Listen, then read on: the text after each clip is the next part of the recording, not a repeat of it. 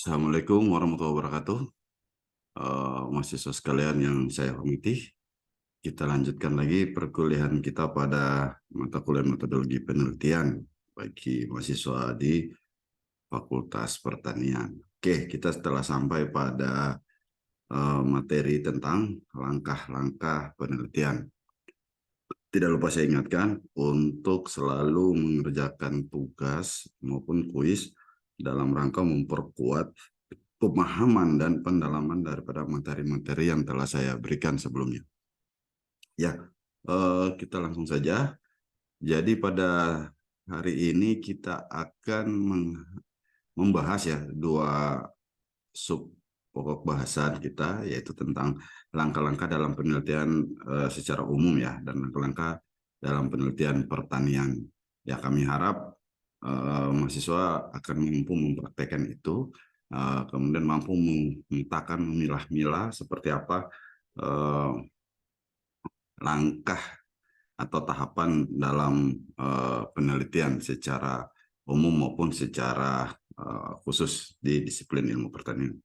Oke, ini telah saya gambarkan bagaimana kemudian langkah-langkah dalam penelitian pada umumnya ya.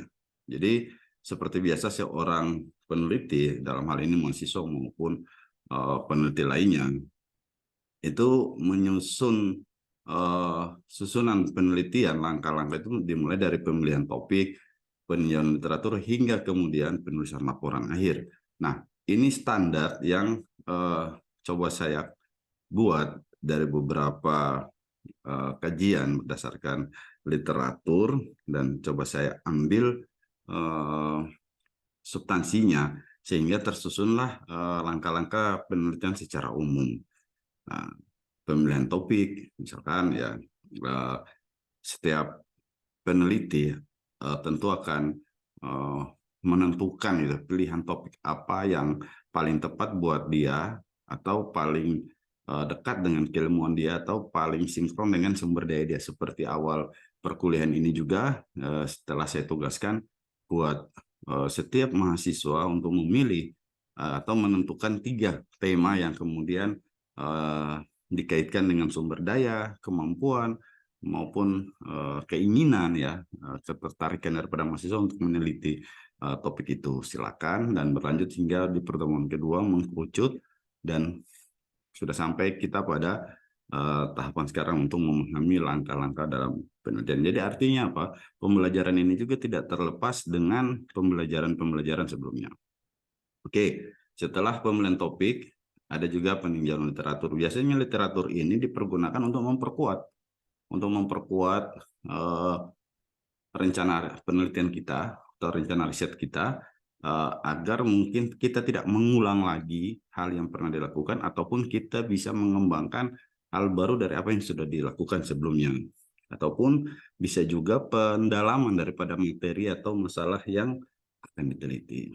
Nah, kemudian ada perumusan hipotesis atau pertanyaan penelitian. Peneliti akan lebih mudah yang mengkerangkakan itu ketika untuk menghadapi informan maupun responden di lapangan. Jadi sebelumnya telah dibuat, disusun pertanyaan maupun perumusan hipotesisnya. Nah, ini yang seringkali menjadi persoalan adalah kata desain penelitian. Nah, desain penelitian itu berada setelah ada 3 tahapan yang dilakukan. Jadi desain penelitian ini sebuah desain untuk hal teknis. Jadi saya ingatkan lagi, ada metodologi, ada metode. Nah, ini yang kita bahas sekarang pada ranah metodologinya, sehingga metodenya itu menjadi bagian. Nah, jadi desain penelitian yang saya sampaikan di sini itu dia menjadi sebuah desain eksperimental atau studi kasus ya, ataupun pendekatan apa yang memang dibutuhkan atau punya kesesuaian dengan jenis data atau jenis situasi yang akan dihadapi, termasuk juga pengumpulan datanya ya, analisis, interpretasi hasil. Jadi dari desain penelitian hingga interpretasi hasil, saya pikir harus linear ya, harus punya keterhubungan yang kuat, sehingga riset itu bisa dibaca menjadi satu bagian yang tidak terpisah-pisah gitu ya. Ada keterhubungan antara pendekatan yang dipergunakan, teknik sampling misalkan, terus analisis data maupun pengolahan data itu ada keterhubungan ya. Nah, lagi-lagi saya ingatkan bahwa kita berbicara pada tataran metodologi, bukan metodenya. Oke, yang terakhir adalah penulisan laporan. Jadi biasa penelitian itu diakhiri dengan deskriptif yang biasa kita sebut dengan penulisan laporan agar orang bisa membaca, orang bisa tahu, dan kita juga bisa mempertanggungjawabkan penelitian yang telah kita lakukan. Oke, nah coba saya simulasikan secara sederhana bahwa dalam pemberian topik itu ada informasi, ada pengetahuan, ada pemahaman yang terbangun di situ. Kemudian bagi saya ini adalah tahap awal di mana peneliti untuk memilih topik seperti tadi sudah saya sampaikan yang harus relevan, memiliki signifikasi ilmiah dan memungkinkan untuk diteliti. Nah, disinilah pertimbangan-pertimbangan itu ditentukan. Nah, setelah perkembangan daripada penentuan tema dan pengukuran kemampuan telah kita lalui, maka kita memperkuat dengan tinjauan literatur kita misalnya. Nah, tinjauan literatur ini akan memperdalam atau mengembangkan dari penelitian yang sudah ada atau belum pernah ada, atau sudah ada tapi belum dikembangkan. Nah, jadi bahasanya itu ya, kalimatnya. Jadi penelitian literatur itu salah satu fungsinya adalah mengembangkan dari apa yang sudah ada, atau menemukan yang belum ada. Nah, seperti itu tujuan daripada literatur ini, bukan sekedar hanya untuk mengcopy paste konsep, teori dan lain-lain ya. Kemudian ada perumusan pertanyaan seperti tadi, perumusan hipotesis dan lain-lain, yang setelah kita sampai tataran ini dibentuklah sebuah desain penelitian. Nah, desain itu yang kemudian menyangkut tentang pengumpulan data, teknik analisis, interpretasi hasil, dan lain-lain. Saya pikir dalam simulasi ini mungkin akan jauh lebih mudah kita pahami ketimbang kemudian kita memahami secara deskriptif seperti ini. Oke, saya berharap mahasiswa semua bisa lebih mendalam lagi dengan mempelajari kajian-kajian literatur lainnya. Kita telah sampai pada langkah-langkah dalam penelitian pertanian. Ini ada spesifikasi, ada yang sama, ada yang mirip, dan mungkin juga ada yang berbeda ya. Mungkin bisa di ini. Jadi seperti apa? Nah, kalau dalam metodologi, ya langkah-langkah penelitian pertanian mulai sama mengidentifikasi masalah. Kalau secara umum pemilihan topik, ya kan? Nah, secara umum itu riset dimulai dengan pemilihan topik. Nah, cuman pada penelitian pertanian karena dia lebih spesifik, maka dia dengan mengidentifikasi masalah. Mengidentifikasi masalah bisa dengan kemudian mengamati atau menganalisis ataupun mengkomparasi. Nah, hingga kita melakukan peninjauan literatur, terus penetapan hipotesis, desain, pemilihan lokasi dan perlengkapan, pengumpulan data, hingga kemudian sama juga dengan secara umum penulisan laporan.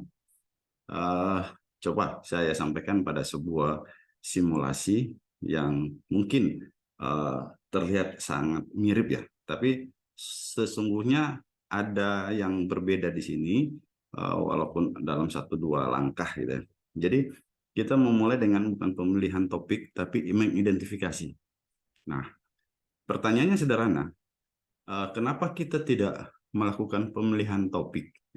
Nah, kalau pemilihan topik, saya memikirkan karena dia berada pada multidisiplin, kita berada pada keragaman ya, sumber daya dan lain-lain. Sementara pada metodologi pertanian, otomatis kita akan lebih spesifik pada pertanian.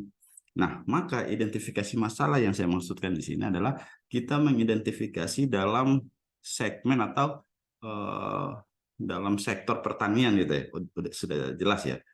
Nah, untuk apa? Untuk mengenali dan mendefinisikan masalah yang mau kita teliti.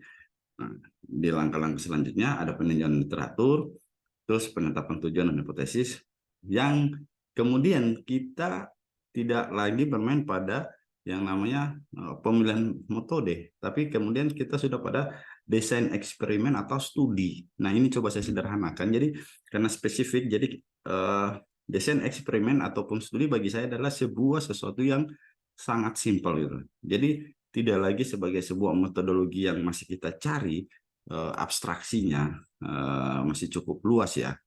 Nah, tapi ini kita sudah cukup mengkerucut desain eksperimental atau studi misalnya. Nah, isinya di dalam daripada desain eksperimen itu atau studi sama seperti yang secara umum juga pemilihan lokasi dan perlengkapan, pengumpulan data, ada analisis data, interpretasi dan lain-lain hingga pada penulisan laporan. Itu yang bagi saya sangat penting. Jadi tidak juga jauh berbeda antara langkah penelitian pada umumnya atau secara umum dan langkah penelitian pada ilmu pertanian. Oke, mahasiswa sekalian yang saya hormati, materi telah saya sampaikan, mudah-mudahan bisa dipahami dan berkenan. Saya selalu berharap apa yang coba saya bangun, saya buat, selalu bisa dikembangkan oleh mahasiswa sekalian untuk bisa menambah atau memperkaya khasana berpikir. Mudah-mudahan itu bisa terjadi pada pembelajaran ini dengan segala kekurangan dan kekhilafan saya. Sebelumnya saya mohon maaf. Sekian dan terima kasih. Assalamualaikum warahmatullahi wabarakatuh.